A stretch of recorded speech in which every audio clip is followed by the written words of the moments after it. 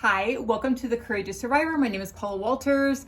I just want to share a couple things with you. This is going to be what my next podcast is going to be about.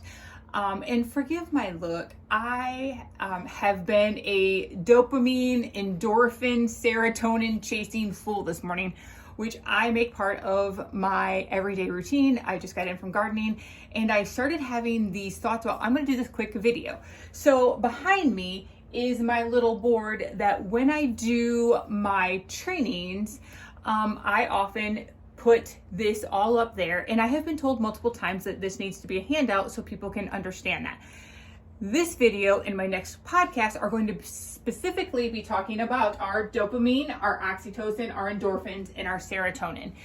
There are so many parts of my life as I have kind of worked on my recovery journey that as I look back, not understanding what these chemicals mean in my body, like why I did what I did and stuff like that, kept me stuck in the cycles of addictions, depression, anxiety. And so what I mean by that is, so when we have dopamine, it kind of like enables our motivation. It helps our learning, our pleasures, our patterns, our desires, our goal seeking.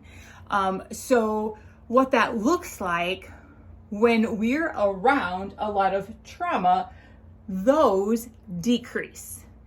And so what that looks like when all four of those decrease, reduced dopamine starts looking like procrastination, low self-esteem, low energy and fatigue, feeling hopeless and anxious, having mood swings, all of those types of things, which for me got me diagnosed as depression and, stuff like that. So then we have our oxytocin, which enables attachment, trust, connection, promotes stable relationships. And so with that, if you've ever heard my story, I had no connection. I am just at 50 years old, kind of truly understanding that whole connection piece. And that is why I have 5 doodles. And so I'm really kind of learning to do that because I was not wired for connection. I was wired for protection. So I have to work really, really, really hard at that one. And so what that looks like when that gets reduced in trauma is being stressed, feeling alienated, feeling lonely. Again, you have lack of motivation, feeling anxious, insomnia, you can't sleep, being disconnected in your relationships. That is one that I know all too well.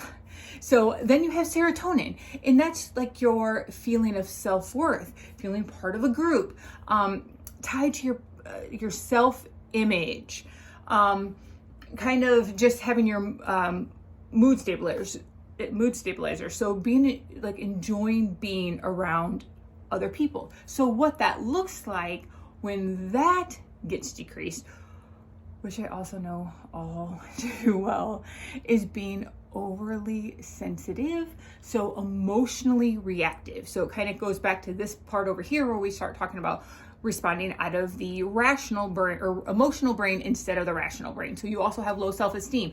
You can have anxiety and panic attacks, feeling hopeless and helpless, having obsessions and compulsions, and again, having insomnia. And so then we have the endorphins. And so our endorphins are kind of like our painkillers. This is the one that I was really chasing, kind of that and the dopamine out with my gardening. So euphoria reduces our pain and inflammation, which if we know, when we talk about trauma, gives us a lot of inflammation, which starts looking like autoimmune problems. So anyways, calms anxiety. So it increases our cooperative and our relational interactions. So kind of reduces that like isolation type of thing. So what that looks like when that gets low is, again, anxiety, depression. You start having aches and pains everywhere, mood swings, insomnia, again, impulsive behavior, and inflammation, increased inflammation.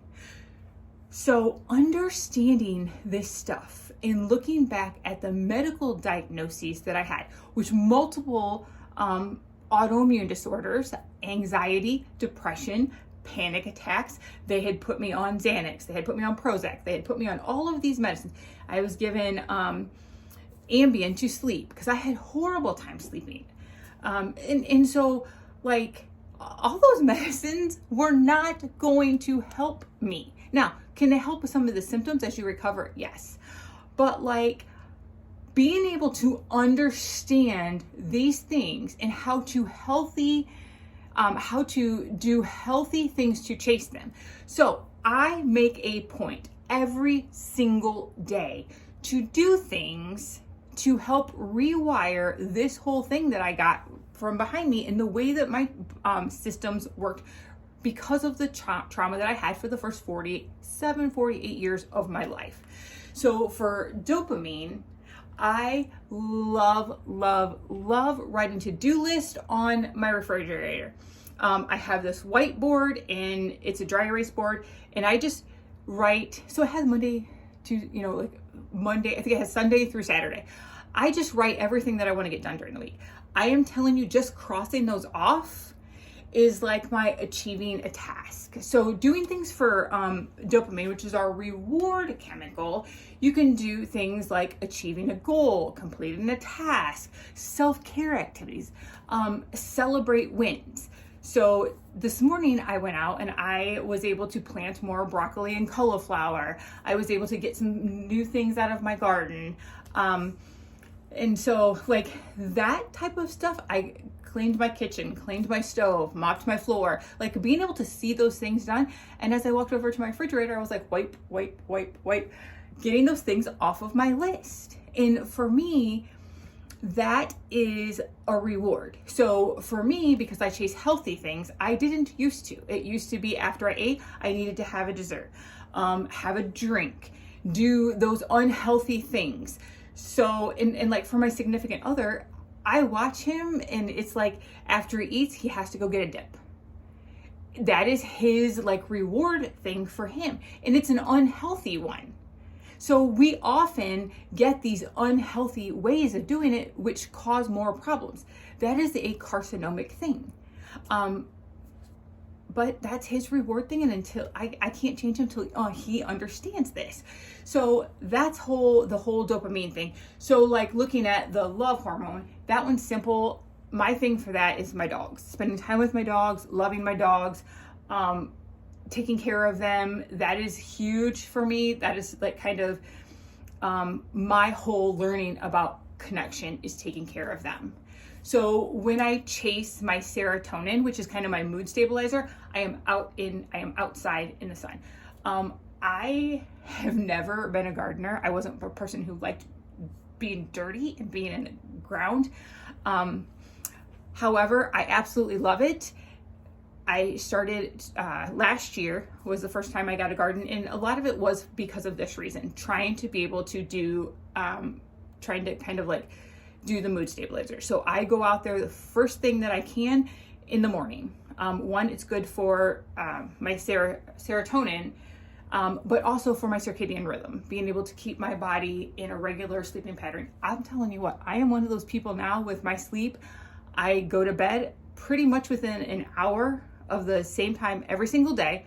I can go to sleep pretty much in 15-20 minutes of hitting my head on the pillow, and I sleep through. I am averaging 7 to 8 hours of sleep every single night, unless the pager goes off because I'm working. But I sleep like a rock, and I take nothing to help me with that. So that's incredibly powerful, understanding that. And so then with endorphins, going out there and doing the garden is like for exercise for me, and being able to, use the shovel and being able to I have this weed thing that you're kind of going over like this, exercise. And so I went out there and I was like, ugh. And I came in and I feel so energetic. I feel so my brain, what little brain fog I have was gone. I think clearly. I'm creative. I am happy.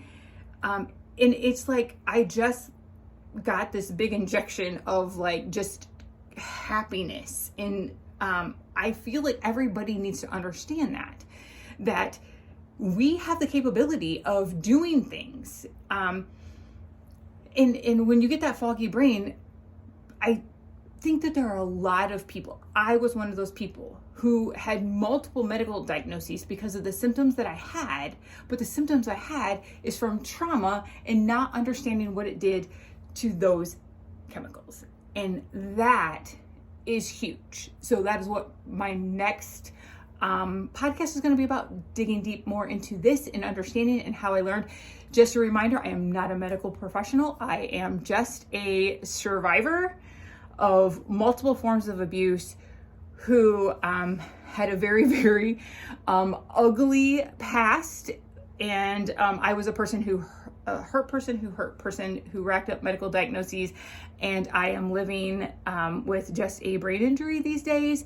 And a lot of the medical diagnoses were removed because I help understand this concept, and because I had some amazing doctors at the Neural Connection who kind of helped lead me to understanding a lot of this stuff. So I look forward to having more conversations like this with you.